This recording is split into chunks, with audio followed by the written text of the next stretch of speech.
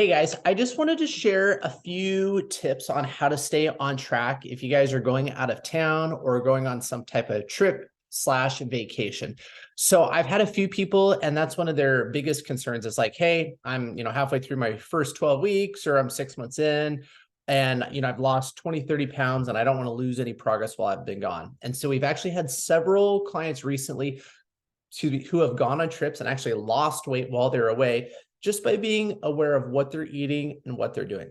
So like, of course, when you're on a trip, we don't expect perfection. So like, I don't expect you guys like bringing your food scale and, like weighing everything out while you're gone, but you can do stuff within reason of kind of like, if you're doing, our meal plan, you can still pretty much follow that to a T. There's a lot of no cook options on there, so that makes it easy. So doing things like Greek yogurt, getting berries, bringing your protein shakes, stuff like that just makes life a lot easier. I'm about to leave tomorrow on a trip. And so what I'm doing personally is just prioritizing getting my protein in throughout the day. So I'll show you kind of what I do here is I track everything while I'm gone. It really just helps keep you aware of what's going on. And then that way it'll keep you a little bit more honest too when you're going out to restaurants and that type of stuff. What I try to do though is like breakfast time, or these are my protein here. Essentially, so I'm going to bump my calories up just a skosh while I'm gone because I've been in a deficit for a few weeks. So that way I'll just be at maintenance while I'm gone. My maintenance personally is about 2,500 calories a day. I'm still shooting for 2,000 my tracker because I know because I'm gone on a trip, I'm not going to be tracking all my bites, licks, and tastes. And especially if you're eating out, there's always extra calories and stuff you just don't realize. And so I know if I shoot for 2,000, I'll probably hit that 2,500, whether I want to admit it or not.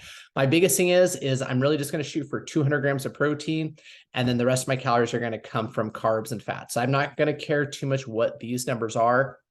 I'm just going to try to keep my calories at 200 grams of protein. So that essentially gives me 1,000-ish calories to play with throughout the day. So like for my breakfast, I'm going to be doing things like a Greek yogurt, 2 scoops of protein, like a protein shake, something like that. Lunch, I'll do usually like a veggie. We'll probably go out to lunch, but we'll do like a veggie. And then I like to do like steak, lean protein, that type of stuff. And then I try not to do any snacking throughout the day. And then that way I can save my extra calories for dinner. So then at dinner, I can have a carb. If I want to get, a burger or something like that, I know I'm going to be hitting all of my fats and my carbs as well. And so typically, a restaurant dinner, at least for me when I go out, it's easily 1,500 calories. So throughout the day, I'm just shooting for like 1,000, mostly just on protein and vegetables. And then at dinner, I can have a couple drinks. I can have, an appetizer. I don't really do dessert, so I don't have to worry about that. And then, yeah, so that's kind of how I stay on track. I just did that for a trip when we went out of town a few weeks ago, and I just did my protein in the morning, did a pretty clean, lean lunch, and then dinner. Within reason, I could kind of eat whatever I want. And I still put everything in my tracker just to keep myself honest. Most of my days, I was about 2,200 to 2,400 calories. When I got home, I was up about 2 pounds on my scale. And about 2 or 3 days later, I was back down to my original weight. And so it's normal as you get back from a trip to just have like a little bit more water weight, especially if you're not eating as high of quality foods. Your body can just retain water more. You have a lot more salt in your system. So while you're gone, focus on drinking lots of water and hydrating, and that'll help you avoid sugary, type drinks, alcohol drinks. You'll just feel better as well. And then when you get home, keep hydrating, of course, and that's just going to help you flush all of that out. Movement wise, I know like for us, we're going to have like some hotel gyms. So I'm not going to hit like my normal workouts, but I am going to do like a little bit of lifting just to keep myself active, especially with all the kiddo naps. I figure might as well.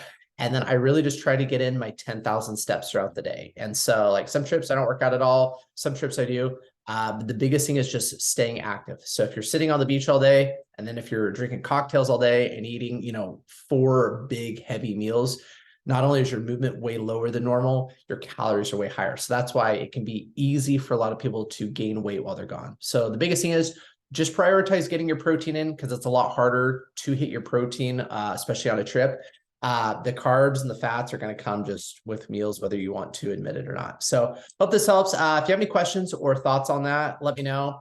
If you guys want, I'll even share here. Let's take a look here.